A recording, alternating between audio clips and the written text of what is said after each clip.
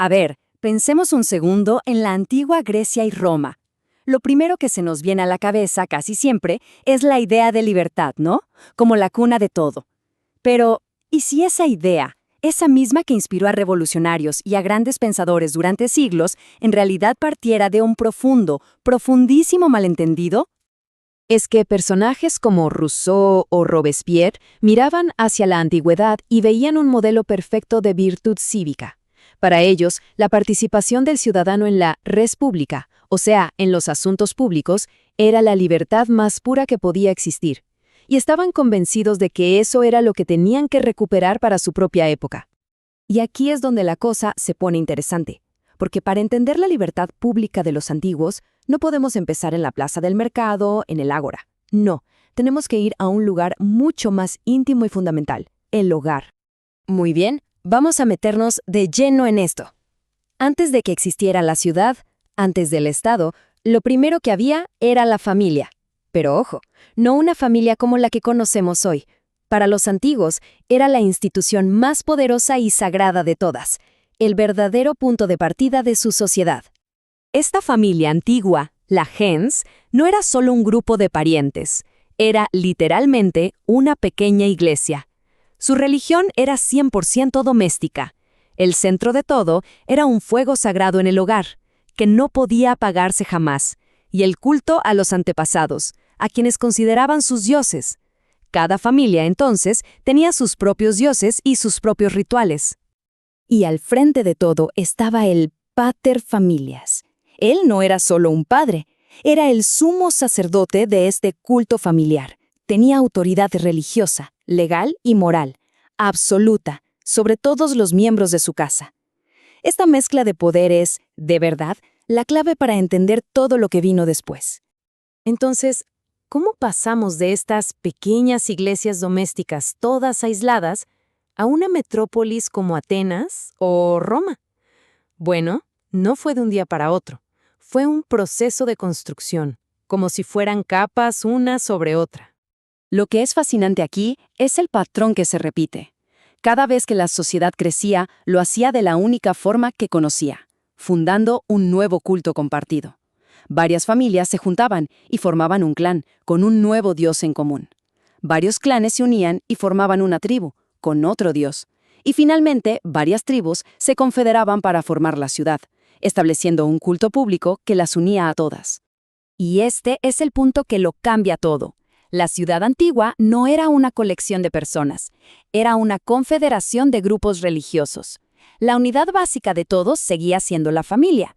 La idea del individuo, así como la entendemos nosotros, simplemente no existía en esta estructura. Los antiguos, de hecho, tenían dos palabras para ciudad. La urbs eran las cosas físicas, los edificios, las calles, los muros. Pero las civitas era el alma, la asociación religiosa y política, ese vínculo sagrado. Por eso Eneas, cuando huye de Troya, no se lleva ladrillos, se lleva el fuego sagrado. Se lleva las civitas, la esencia de su pueblo, para fundar una nueva ciudad, Roma. A ver, si la ciudad era, en el fondo, una religión compartida, ser ciudadano significaba muchísimo más que solo vivir ahí. Exigía una entrega total, de cuerpo y alma.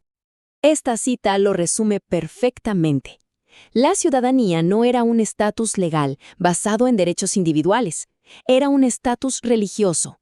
Un ciudadano era, antes que nada, un miembro de la iglesia de la ciudad, alguien que participaba en sus cultos y honraba a sus dioses. Y las consecuencias de esto eran enormes. Como vemos en esta lista, la autoridad de la ciudad se metía en cada rincón de la vida. No existía la idea de una esfera privada protegida del Estado. De hecho, la palabra griega idiota originalmente se refería a alguien que solo se ocupaba de sus asuntos privados y no le interesaba la vida pública. Y era un insulto, porque la vida pública lo era todo. Aquí tenemos el contraste fundamental. Nuestra libertad moderna se define por la protección frente al poder del Estado. La libertad antigua, en cambio, era el derecho y el deber de participar en ese poder. No se trataba de derechos individuales, sino de la obligación de compartir el gobierno de la ciudad. Se trataba de pertenecer al colectivo. Esta historia de Esparta es tremenda, pero ilustra esto a la perfección. La alegría por el sacrificio hecho por la ciudad tenía que superar el dolor personal de una madre. Los sentimientos privados debían someterse por completo al bienestar de la república. El individuo no contaba. La ciudad lo era todo. El patriotismo, por lo tanto, no era una idea abstracta. Era en realidad una obligación religiosa. Defender la ciudad era defender la terrapatria, la tierra de los padres, el suelo sagrado donde estaban enterrados los dioses ancestros. Perder esa tierra era perder a tus dioses, perder tu identidad. Piedad y patriotismo eran la misma cosa. Ahora, este sistema no fue siempre igual. Con el tiempo, claro, surgieron tensiones y conflictos, pero la naturaleza de estas luchas es lo que de verdad nos revela cómo pensaban. En un principio, como nos muestra este gráfico, la clase ciudadana era una élite muy pequeña.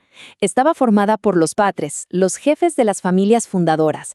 La inmensa mayoría de la población, plebeyos, clientes, mujeres, esclavos, estaba totalmente excluida de la vida política y religiosa. El gran problema de los plebeyos no era económico, era religioso.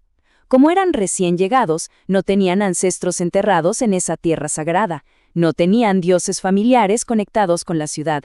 Eran, en esencia, ateos desde la perspectiva de la religión cívica, y por eso estaban fuera de todo. Durante siglos, estas clases excluidas lucharon. Fue una revolución social muy lenta, que poco a poco fue ampliando el círculo de la ciudadanía. Hijos menores, clientes y, finalmente, los plebeyos fueron ganando derechos y un lugar en la vida pública. Pero, y este es el detalle más importante de todos, no luchaban por justicia o por derechos humanos como los entendemos hoy. Su objetivo era unirse al club. Querían una parte del privilegio, compartir el poder y el estatus de ser ciudadano, no crear un sistema nuevo basado en la igualdad para todos. Es más, incluso después de siglos de conflicto, el principio fundamental siguió intacto. Nadie, nunca cuestionó que la ciudad tuviera autoridad absoluta sobre la vida de sus ciudadanos.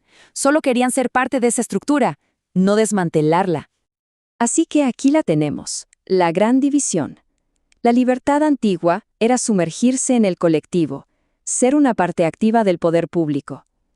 La libertad moderna, en cambio, es la creación de un espacio propio, el derecho a ser un individuo protegido de ese mismo poder.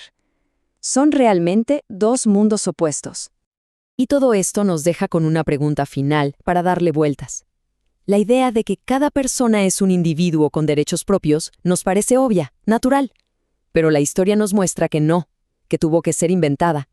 Y eso nos hace preguntarnos, ¿qué otras ideas, que hoy consideramos eternas e inamovibles, son en realidad solo una invención de nuestra propia época?